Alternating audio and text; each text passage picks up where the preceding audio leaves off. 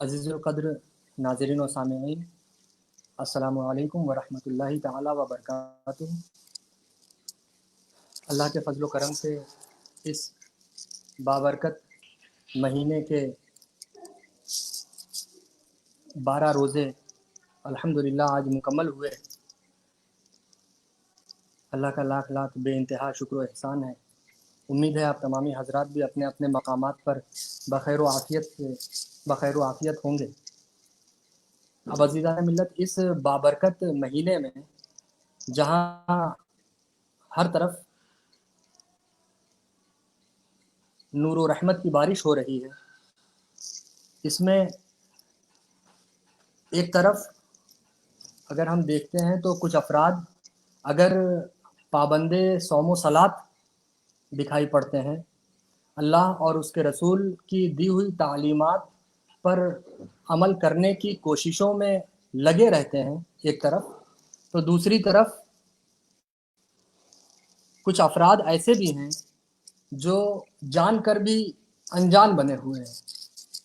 اس مہینے کی اہمیت و افادیت کو سمجھ کر بھی، جانتے ہوئے بھی، جیسے وہ کچھ انہیں معلوم ہی نہیں، اس کو ایک دم نسیم منسیہ کیے بیٹھے ہیں، اپنے دماغ کے کسی ایک گوشے میں ڈال کر رکھ کر بھول گئے ہوں، ایسا معلوم پڑتا ہے۔ اب عزیزان ملت، اگر ہم غور کریں کہ ایسا ہوتا کیوں ہے، کیوں اس بابرکت مہینے میں بھی ہمارے کچھ حضرات، کچھ افراد اس کی اہمیت و افادیت کو کما حقہ سمجھنے سے قاصر رہ جاتے ہیں، ایسا کیوں ہوتا ہے؟ اگر ہم اس پر غور کریں تو معلوم ہوگا وجہ ہے نفس کی بنا پر ایسا ہوتا ہے۔ میں آپ کو بتاتا چاہوں کہ نجران سے عیسائیوں کا ایک وفد، ان کی ایک جماعت مدینہ شریف آئی اور آقا دو جہاں صلی اللہ تعالی علیہ وسلم سے کسی موضوع پر مباحثہ کرنے لگے، گفتگو کرنے لگے۔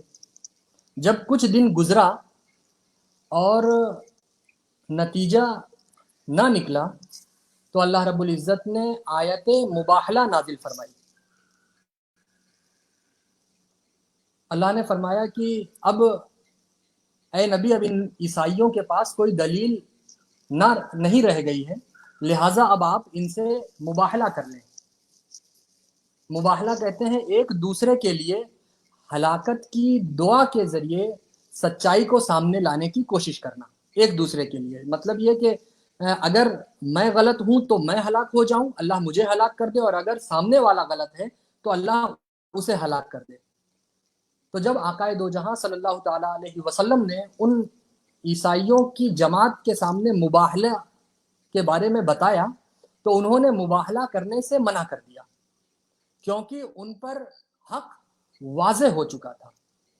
ظاہری طور پر اگرچہ وہ انکار کر رہے تھے، مکر رہے تھے، جھٹلا رہے تھے، لیکن اندرونی طور پر ان کی روح یہ گواہی دے رہی تھی کہ یہ کہنے والا محمد عربی کی شکل میں، یہ جو ذات والا گرامی ہم سے یہ جو بھی کہہ رہی ہے، یہ ذات محمد عربی کی شکل میں یہ ایک دم سچ کہہ رہی ہے۔ ظاہری طور پر ان کی ہٹ درمی تھی کہ وہ قبول نہیں کر رہے تھے، لہٰذا انہوں نے مباحلہ کرنے سے منع کر دیا۔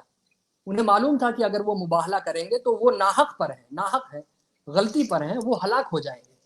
اور جب انہوں نے منع کیا پھر وہ واپس ہو گئے۔ اب دوران سفر جب وہ لوٹ رہے تھے تو دوران سفر اس عیسائیوں کے اس جماعت میں، اس وفد میں دو بھائی بھی تھے، دو سگے بھائی۔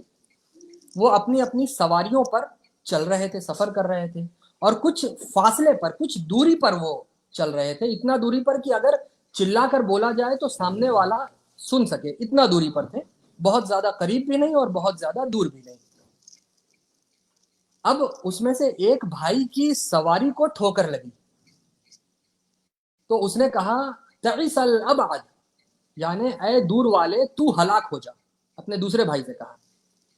تو وہ جو دوسرا بھائی تھا اس نے کہا اے میرے بھائی، الابعد یعنی دور والے سے تم نے مراد نبی صلی اللہ علیہ وسلم کو لیا ہے کیا؟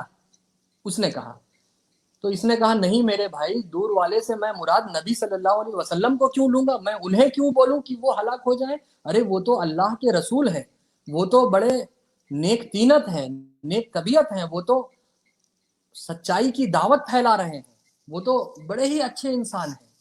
تو اس نے کہا جب وہ اللہ کے رسول ہیں اور جب وہ نیکی اور سچائی کی دعوت دے رہے ہیں اور جب وہ حق پر ہیں تو تمہیں وہیں رہ جانا چاہیے تھا، تمہیں اسلام قبول کر کے ان کے ساتھ زندگی گزر بسر کرنی چاہیے تھی، تمہیں ان کے ساتھ رہنا چاہیے تھا، تم انہیں چھوڑ کر کیوں آ گئے؟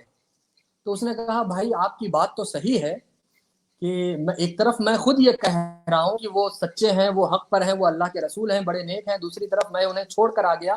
وجہ تم بھی جانتے ہو کہ بادشاہ روم، شہنشاہ روم ہرقل جو ہے، اس کی مراعات یعنی رعایتیں ہم پر بہت زیادہ ہیں ہمارے ساتھ، اور اس کا دستے